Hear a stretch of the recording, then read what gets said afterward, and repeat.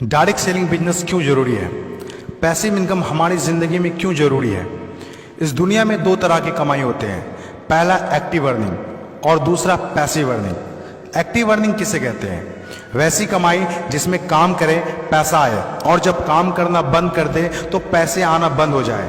जैसे जॉब पर जा रहे हैं, पैसा आ रहा है, जॉब पर जाना बंद, पैसे आना बंद। एक दुकानदार दुकान खोल रहा है, पैसा आ रहा है, दुकान खोलना बंद, पैसे आना बंद। एक किसान खेती कर रहा है, पैसा आ रहा है, खेती करना बंद, पैसा बंद। एक मजदूर मजदूरी कर रहा है, पैसा आ रहा है, मजदूरी करना बंद, पैसा बंद। It's called active earning. और दूसरा पैसिव अर्निंग। पैसिव अर्निंग किसे कहते हैं? एक ऐसी कमाई जिसमें एक तय सीमा तक काम करे और उसके बाद काम ना भी करे तो भी अर्निंग होती रहे। It's called passive earning. Passive earning क्यों जरूरी है? क्योंकि आज हमारा शरीर काम कर रहा है, कल वह काम नहीं करेगा। आज कुछ ऐसा करना है जो हमारी मौजूदगी ना भी हो तो भी हमें रेगुलर इनकम आती रहे, और वो ज़्यादा जरूरी है। पैसिव अर्निंग जिससे एक मिडिल क्लास और पुअर फैमिली भी आसानी से अपनी अर्निंग बढ़ाकर एक अच्छी जिंदगी जी सकता है। आज पैसिव अर्निंग के तरीके का इस्तेमाल वर्ल्ड के सभी अमीर लोग, बिजनेसमैन, पॉलिटिशियन और एक्टर सभी अपने लाइफ में पैसे कमाने में करते हैं। पैसिव अर्निंग का मतलब ऐसा काम जिसमें किसी काम का रेगुलर इनकम आता रहे, जैसे रेंटेड प्रॉपर्टी, कोई मकान, बंगला या रूम को रेंट पर देने से जो पैसा आए।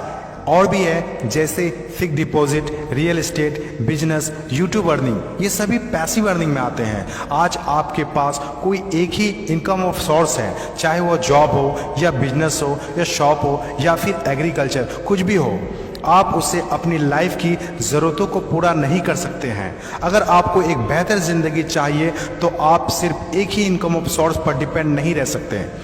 आपको सेकेंड, थर्ड, फोर्थ या ज़्यादा इनकम सोर्स बनाने होंगे।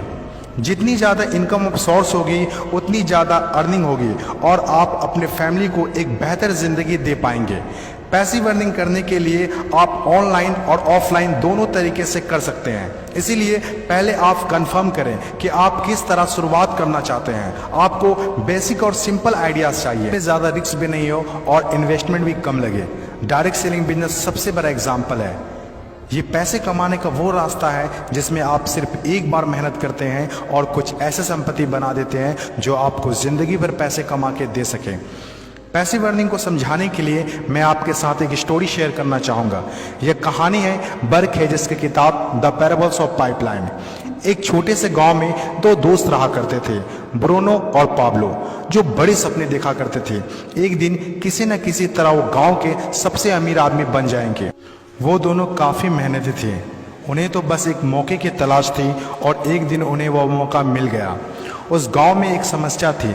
गांव वाले को पानी लाने के लिए नदी में जाना होता था और आधा दिन पानी लाने में ही गुजर जाता था। वो दोनों ने गांव वालों से बात की कि वो नदी से पानी लाकर उन्हें देंगे और उसके बदले कुछ पैसे लेंगे। गांव वालों को ये बात अच्छी लगी। अगले दिन दोनों ने एक एक बाल्टी पकड़ी और नदी की तरफ चल दिए कि हर बाल्टी के लिए 10 रुपये दिए। ब्रूनो बहुत खुश हुआ, लेकिन पाब्लो को इतनी ज़्यादा खुशी नहीं थी। पाब्लो को बाल्टी ढोने की वजह से उसके पीठ में दर्द हो रहा था और हाथों में छाले पड़ गए थे। अगली सुबह फिर से उन्हें ढोने की बात सोचकर ही दहशत हो रही थी। पाब्लो ने नदी से गांव तक पानी लाने का एक अच्छा आइडिया सोचा। जब अगली सुबह दोनों अपनी अपनी बाल्टी उठाकर जाने लगे तो पाब्लो ने कहा, ब्रूनो, मेरे पास एक आइडिया है। चंद सिक्कों के बदले मैं दिन भर बाल्टी ढोने की वजह क्यों ना हम नदी से गांव तक पाइपलाइन बना दें। ब्रूनो ने कहा, पागल, हमारे पास एक बेहतरीन नौकरी है, अच्छे पैसे भी मिलते हैं, जिससे हम जो चाहें खरीद सकते हैं। अपनी पाइपलाइन के आइडिया को दिमाग से निकाल दो। लेकिन पाब्लो इतनी आसानी से डिमोटिवेट होने वाला नहीं था।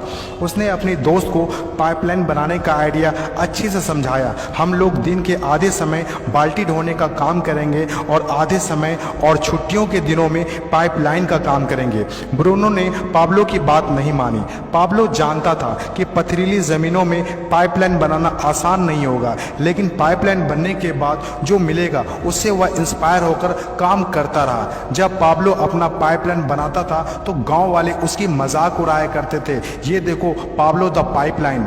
ब्रूनो पाब्लो से 2 गुना काम कर रहा था, इसीलिए वह 2 गुना पैसा भी बना रहा था। पहले कुछ महीने तो पाब्लो की मेहनत का कोई फल नहीं दिख रहा था, लेकिन पाब्लो खुद को बार बार याद दिलाता रहता कि कल के सपने आज के त्याग से ही होते हैं, और आखिर में वही हुआ जो होना था। पाइपलाइन बनकर तैयार हो गया। अब पाब्लो सोता था तो भी पैसा आता था, नहाता था तो भी पैसा आता था, खाता था तो भी पैसा आता था, वह कहीं बाहर घूमने जाता था तो भी पैसा आता था। जितना ब्रूनो ने 3 साल में कमाया था उतना पाब्लो ने 3 महीने में कमा लिया।